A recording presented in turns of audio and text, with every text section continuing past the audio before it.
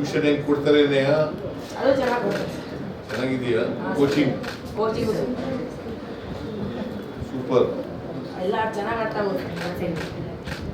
ಎಲ್ಲ 9th ಎಲ್ಲ pass ಆಗಿದ್ದೀರಾ?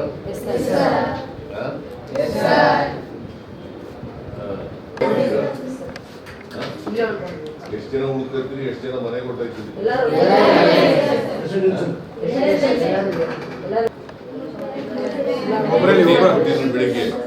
ಬೆಳಿಗ್ಗೆ ದೋಸೆ ಕೊಡ್ತೀವಿ. ದೋಸೆ. ಮಧ್ಯಾಹ್ನ ಅನ್ನ ಸಾರು. ಮುದ್ದೆ ಅನ್ನ ಸಾರು. ಮುದ್ದೆ ಅನ್ನ ಸಾರು. ಉಪ್ಪಿನಕಾಯಿ ಮಜ್ಜಿಗೆ ಎಲ್ಲ ಕೊಡ್ತೀವಿ. ಮಜ್ಜಿಗೆ ಅನ್ನ.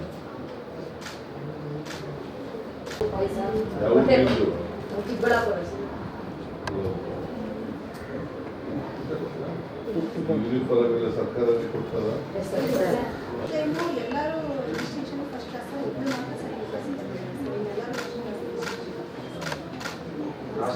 ರ್ಯಾಂಕ್ ಅಲ್ಲಿ 800 ಶಾಲೆಗಳಲ್ಲಿ 43ನೇ ರ್ಯಾಂಕ್ ಇದೆ. ಸರ್ಪ್ರೈಸ್ ವಿಸಿಟ್ ಏನಾದ್ರು ಮಾಡಿದ್ರೆ ನಮ್ಮ ವೆರಿ ಲೇಟ್ ಸರ್. ನಿಮಗೆ ರೆಸಿಡೆನ್ಸ್ ಇದೆಯಾ? ಇಲ್ಲ ಸರ್, ಇಲ್ಲೇ ಹತ್ತಿರದಲ್ಲಿ ಮನೆ ಸ್ಟಾಫ್ ನರ್ಸ್ ಇಲ್ಲೇ ಓದ್ತಾರೆ ಸರ್ ಇದು ರಾತ್ರಿ ಹೊತ್ತು ಬಂದು ವಿಸಿಟ್ ಮಾಡ್ತಾ ಇದ್ದಾರಾ ಇಲ್ವೋ ಅಂತ? ರಾತ್ರಿ 8:30ವರೆಗೂ ಊಟ ಹಾಕಿಸಿ ಇಲ್ಲಿ ಉಳ್ಕೊತಾ ಇದ್ದಾರಾ ಇಲ್ವೋ ಅಂತ ಓದ್ತಾ ಇದ್ದೀರಾ?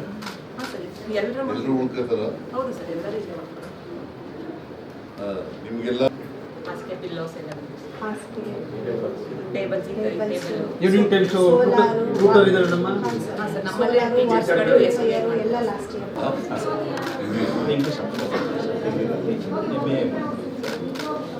ಅಲ್ಲೇ ರೀ ಸರ್, ಅಲ್ಲೇ ಏಟ್ ಮಾಡಿದ್ಯಾ?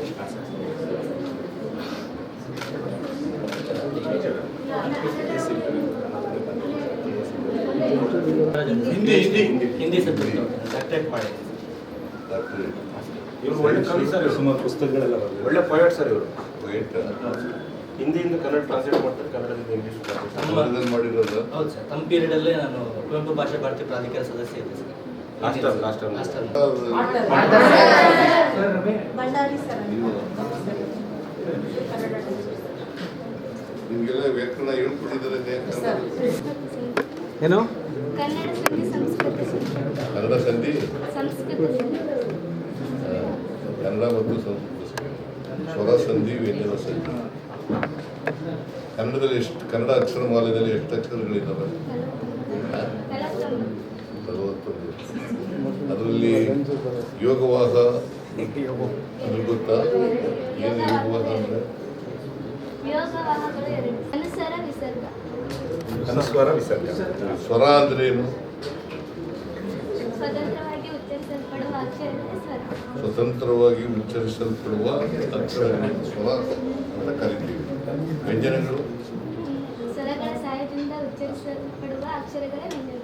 ಇನ್ನೊಂದು ಅಕ್ಷರದ ಸಹಾಯದಿಂದ ಉಚ್ಚಾರ ಮಾಡುವ ಅಕ್ಷರಗಳನ್ನು ವ್ಯಂಜನ ಅಂತ ಕರಿತೀವಿ. ವ್ಯಂಜನಗಳು ಎಷ್ಟಿದವು? 34. ಅದರಲ್ಲಿ ವರ್ಗೀಯ ವ್ಯಂಜನ, ಅವರ್ಗೀಯ ವ್ಯಂಜನ ಅಂದ್ರೆ ಗೊತ್ತಾ? ವರ್ಗೀಯ 25, ಅವರ್ಗೀಯ 9. ವರ್ಗೀಯ 25, ಅವರ್ಗೀಯ 9. ವ್ಯಂಜನಗಳಲ್ಲಿ ಯಾಕೆ ಕವರ್ಗ ಅಂತ ಯಾಕೆ ಕರಿತೀವಿ? ಕವರ್ಗ, ಚವರ್ಗ, ಟವರ್ಗ, ತವರ್ಗ, ಕವರ್ಗ ಅಂತ ಯಾಕೆ ಕರಿತೀವಿ? ಅಣ್ಣ ಒಂಚೂರು ಕ್ಯಾಮ್ರಾ ಇದೆ. ಕವರ್ಗ ಅಂದ್ರೆ ನೀನು ಏನು ಪಾಠ ಮಾಡುತ್ತೆ?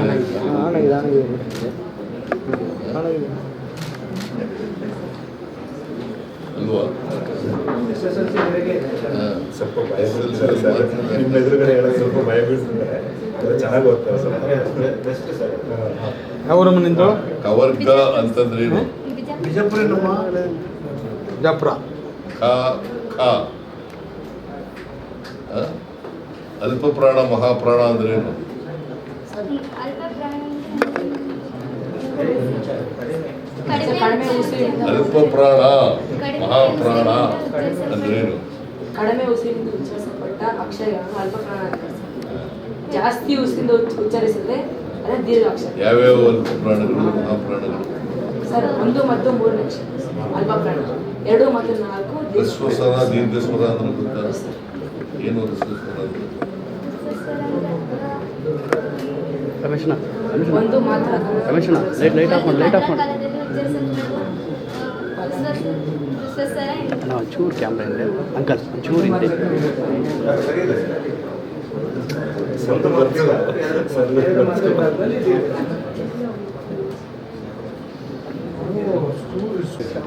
ವೆರಿ ಗುಡ್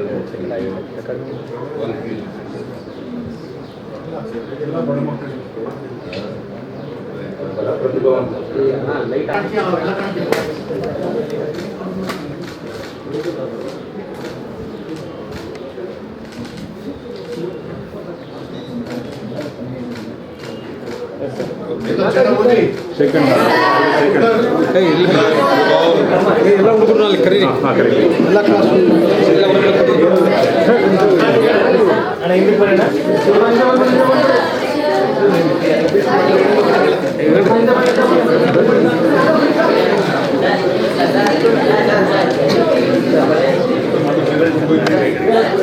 ಹಿಂದೆ ಬನ್ರಿ ಮನೋರಂಜನೆ